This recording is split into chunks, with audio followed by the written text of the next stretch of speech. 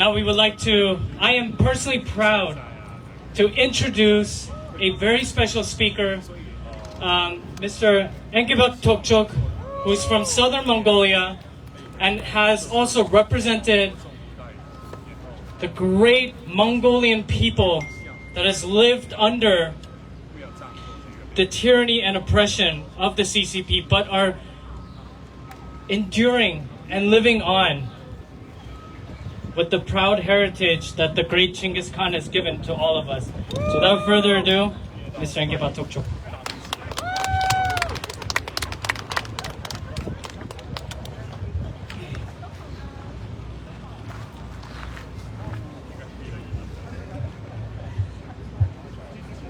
Samachano, ladies and gentlemen, good afternoon.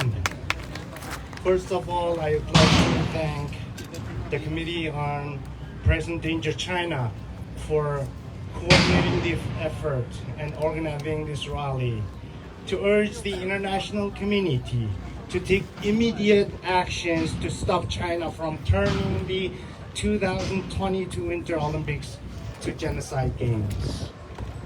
As we all know, in the past 72 years, the People's Republic of China has become a genocide juggernaut, crushing all its occupied nations and territories in its path, committing genocide one after another in front of the eyes of the international community. Since 1949, Southern Mongolia alone has experienced two major genocides. The first was carried out by the Chinese government in collaboration of the Chinese settlers in Southern Mongolia in the late 1960s and 1970s, known as the movement of purging the members of the national separatist group in the Mongolian People's Party. This massive genocide campaign targeted the entire Mongolian population. Not only those who were tortured had to confess that they are members of the national separatist group Inner Mongolian People's Party, but also they must provide the names of all of their family members, relatives, and acquaintances, as well as the members of the alleged separatist group.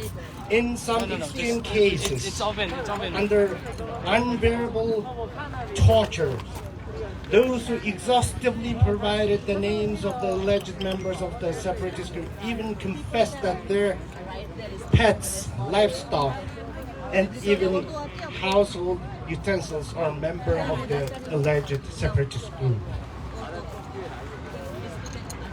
Estimated 100,000 Mongolians were tortured to death and 500,000 imprisoned, tortured, and maimed. At that time, the total population of Mongolian people in Southern Mongolia was about 1.5 million. This means 1 out of 3 Mongolians were persecuted in this genocide campaign. The second major genocide is the ongoing cultural genocide in Southern Mongolia. Following the crackdown of a large-scale protest against China's newly initiated second-generation bilingual education last September. Today, the government of China is launching a wholesale cultural genocide against the Mongolian people, aiming to wipe out the Mongolian language, culture, and identity from Southern Mongolia entirely. Speak Chinese and become a civilized person.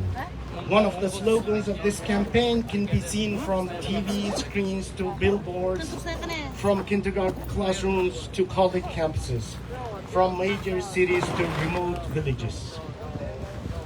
An extensive coverage by the Chinese official news media reveals that the waves of region-wide intensive training for the so-called the firm inculcation of Chinese nationality common identity have been launched across Southern Mongolia starting last December, targeting all walks of Mongolian population including teachers, students, party members, government officials, ordinary workers, and rural herders.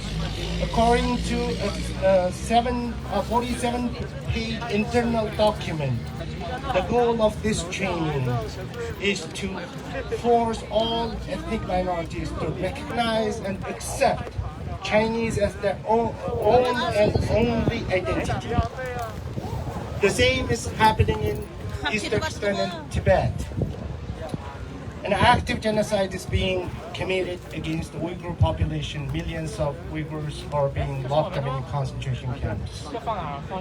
One thing that I would like to remind the world of is that today's China is no longer just a regional colonizer that occupies Southern Mongolia, Tibet, and East Turkestan, decimates their population, and eradicates their culture and identity, but also it is a global hegemony, and that is not shy about publicly claiming to dismantle the very foundation of democracy and human rights, to reset the world order on its own terms. It is really the time for the rest of the world to overcome their political, religious, and ethnic differences, to unite together to counter China, this unprecedented threat to the well-being of humanity. Thank you.